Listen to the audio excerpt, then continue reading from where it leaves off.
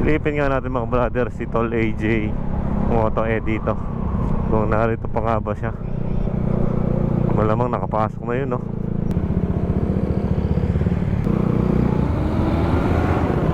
Mga brother, andito ngayon tayo sa Balagtas intersection, kung saan matatagpuan na rin legendary CCTV.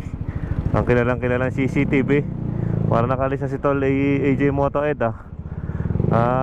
pinapaalala lang natin mga brother, yung mga papasok dito sa papunta sa may Balagtas, sa kantuang ito mga brother, ay no entry tayo, no? Dito sa daan na to, no entry. Ang laki-laki ng signage na yan, pero may pumipilit pa rin pumasok dyan mga brother, no? Yan, no entry. Yung mga galing dito sa may Balagtas sa bypass road, alam naman natin na no entry dyan. Pero yung iba pumapasok pa rin, no?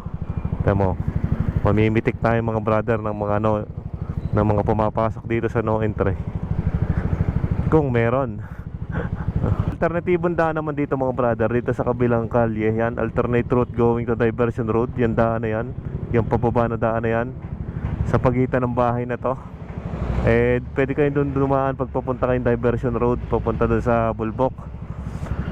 Pero pagka kayo papuntang Paalangilan, doon na tayo pinapadaan sa may mismong Balagtas Rotonda doon, para dire-diretso na mga brother.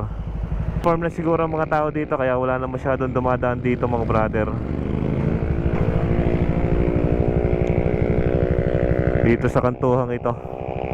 Shoutout nga pala kay Itol brother AJ Moto kakaway-kaway tayo dyan. 842. Ayun, minapitikan tayo mga brother, no entry, pumasok. Hindi ko lang alam kung pang ilan na yun.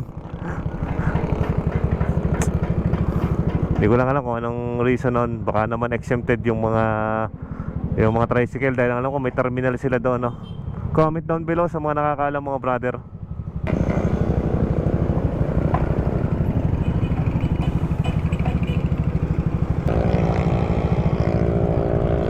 Hop, atras ka boy. Kala ko pipilit pa no entry. Mga tricycle lang siguro ang mga nakakadaan dito mga brother, no?